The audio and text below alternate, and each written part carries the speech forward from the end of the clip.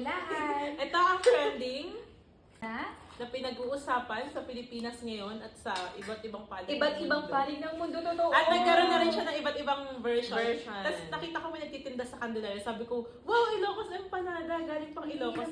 So ngayon, titikman na namin ang Ilocos Empanada. This is my first Yes. time, kayo ba? Ako, First time ko din. First time. Oh. Tapos, Anong ang kagandahan difference? nito, ay Ilocano talaga yung gumawa. Wow. Ilocano. So, ito Sino ay yan? from Iloco Bites. So, order na kayo, guys.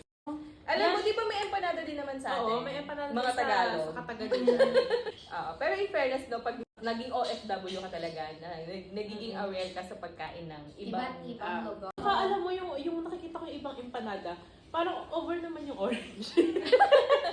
So ano kayang laman nito? Yes. Masu-surprise ba Ang tayo? nakita ko, ang laman ng Ilocos empanada ay papaya, tapos okay. hindi siya yung typical na empanada. Sa atin kasi patatas, giniling, May sweet carrots, potato, yun. cheese pa yung ganun. iba. at saka Ito, pasas. Ang SMR, pero Hindi nyo malutong siya, guys. Oh, diba?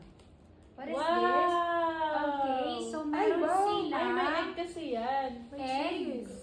Tapos, Ano yung secret oo. recipe? Yes, May munggo, may papaya, and then may egg. Ito, soyo to.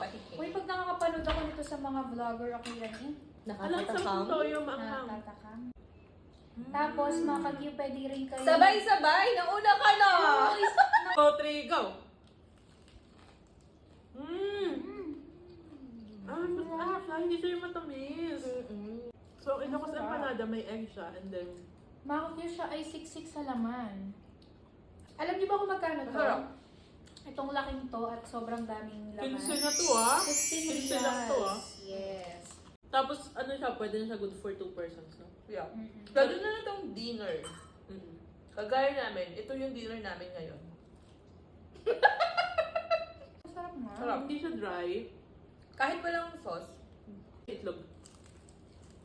Nilang dip na binibigay ay ketchup at saka itong tinimpla nilang parang toyo na may chili. But you can also make your own. May nakita kasi ako na vinegar na nalagyan ng sibuyas na nalagyan ng cucumber. so ilalagay po namin ang number kung saan kayo pwedeng mag-order. Order na po kayo. Pero maganda kasi ito. Taga Ilocos yung gumawa.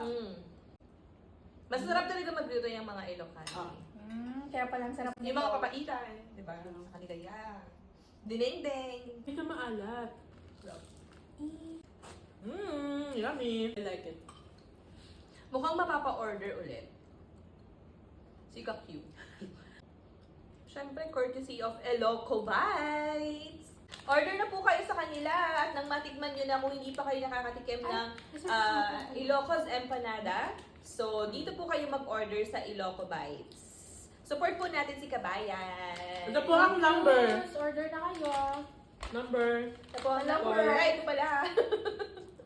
Hello mga ka-Qs! Kaya po order na kayo sa Iloco Bites. Contact na lang po sila dito. Support po natin itong si Kabayan mga ka-cute. Yes, support our own. Own food. Own kababayan. Yeah. So, kung gusto nyo din i-try out, oy, atin yan! Gusto mo isipin may ano po na extra. Oo, si Kuya.